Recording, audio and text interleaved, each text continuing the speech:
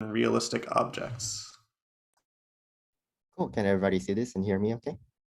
Great. Thank you very much for this opportunity. I'm a first-year graduate student at Dartmouth, and I'm excited to talk about the work I did with Tim Brady and my PhD advisor, Viola Stormer. All right, so visual working memory is often studied with simple features like orientations or colors, and we all know that it has a very limited capacity, meaning that you can only remember so much information at once.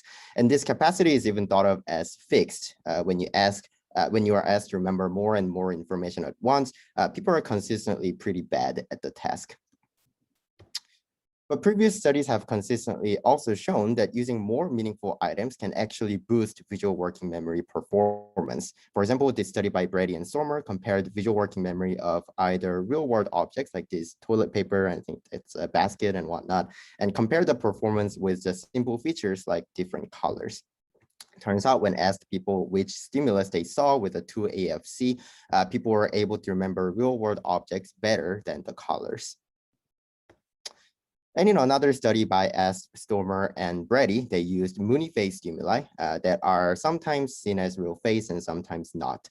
When participants recognized the Mooney face as a real human face, they were able to remember it better compared to when they did not see it as a face, but just random black and white patches. However, all these studies directly ask participants to remember the whole meaningful stimuli themselves, such as which one of these two objects did you see, or do you remember seeing this face? And this leaves it unclear whether the features of these objects are also remembered better.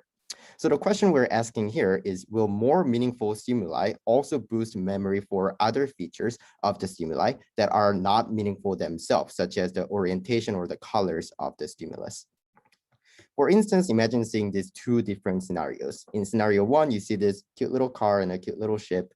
In scenario two, you see these random blobby looking things that are very different from each other, but you don't really recognize them.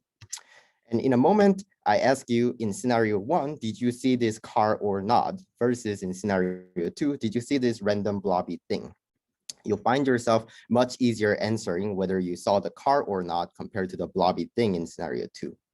And this is because a car is more meaningful to you. They are much more familiar. You have more long-term memory of cars. You have more priors of different kinds of cars and whatnot.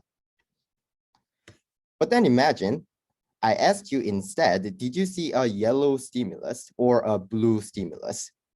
Notice that whether you saw the colors in scenario one or scenario two, it's the exact same blue versus yellow. It's not necessarily like the color blue is more meaningful to you than color yellow, or compared to any other colors for that matter. But will the fact that you saw the color blue in different scenarios matter? In other words, can memory for simple features like colors also be enhanced if these features are part of a real-world object? More specifically, can these meaningful stimuli effectively serve as a good memory hook and help maintain the feature information as well? In order to investigate this question, we first generated a number of real-world objects in various different colors, like this kettle, a balloon animal, there is xylophone, a jacket, and much more. And as a controlled stimuli, we then morphed and scrambled these objects around so that they are not recognizable anymore. So these four bottom objects right there are the exact same ones as the top ones, but they are morphed around so that you cannot really recognize it. So you can tell that if you just see the bottom four objects, you can't really tell what they are. And the reason why we use this morphed stimuli as a control stimuli is really to match and control for any lower level feature information in real objects, right? So in contrary to simple color squares or dots, real objects are much more visually complex and also have dynamic set of colors in each pixel. So if you look closely to that one kettle on the top left, for example, you can see that each pixel has a little bit of different colors in there. So by scrambling the same exact objects, we can preserve all those visual complexities and various color dynamics within the stimulus while selectively getting rid of the recognizability. Again, what we are asking here is if you saw the colors in these real world objects on the top, will you remember the colors better than seeing them in these weird shapes on the bottom? Okay, so in experiment one, we used a sequential paradigm to test this question. In each trial, four objects, either four real objects or four scrambled objects, were sequentially presented in the center for 300 milliseconds with a 200 millisecond inner stimuli interval. And there was a 1,000 millisecond delay, and participants were asked with a 2 alternative forced choice of colors with a 180-degree foil. So here is a quick demo of the experiment. So you can see the first, second, third, and fourth object come out in the center, and then we ask which color did you see? So as you can see here, we never ask anything about what kind of object they saw or whether they saw a real object or a scrambled object. The only thing we ask throughout the entire experiment is what color did you see, left one or the right one? So only color is the relevant information throughout the whole experiment.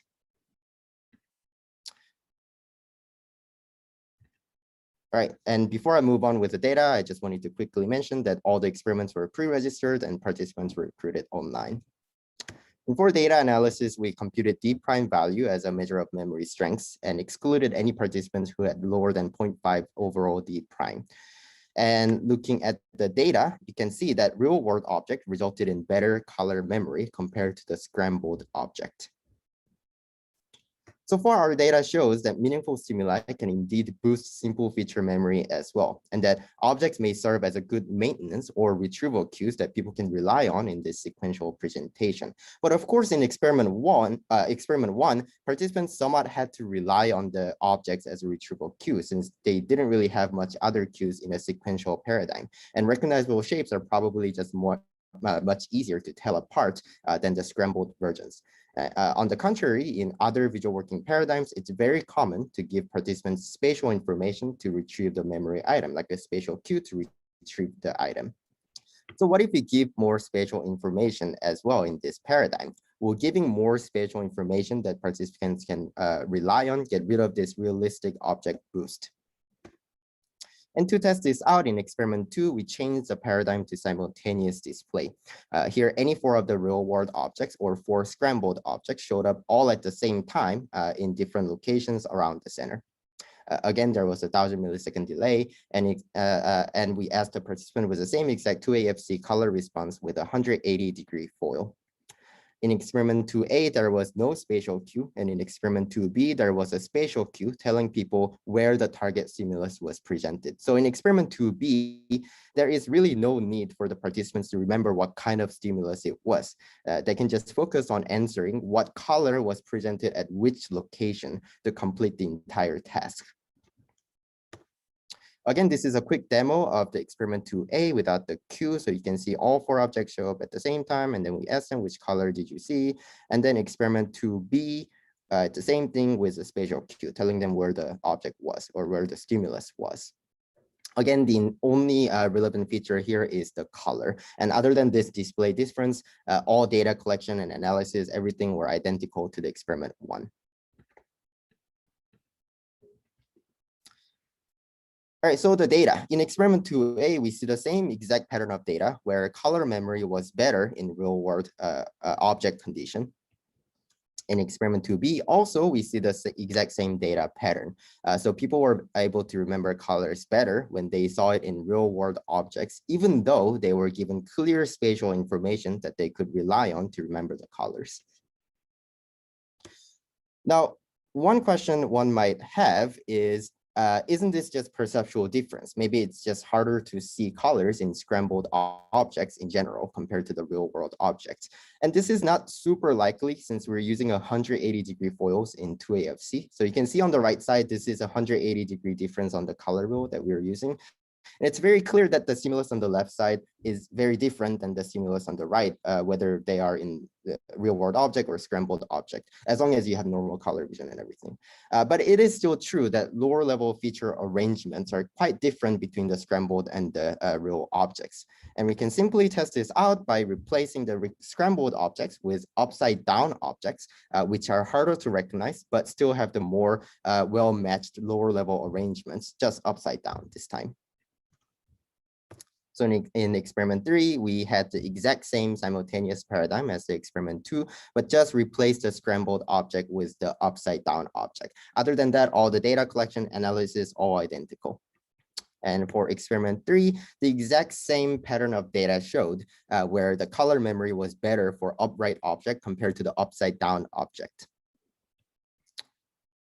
So in conclusion, our data show that more meaningful stimuli can boost simple feature memory as well. And this is true even when you're given clear spatial information through spatial cues.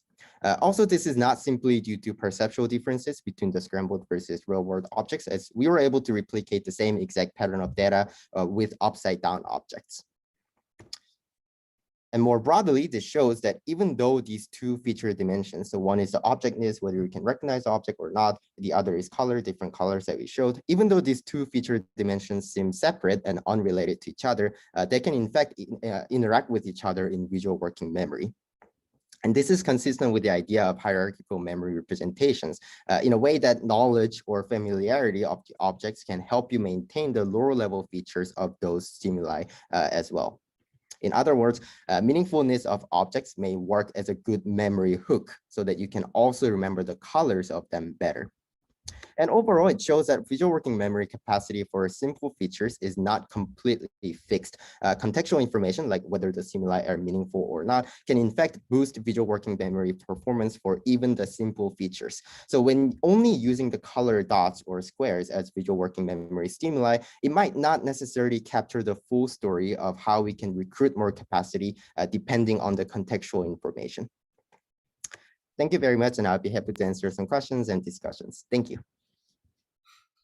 Excellent. That was a great talk. All right, so I think we have, oh man, a lot of questions here. Oh boy.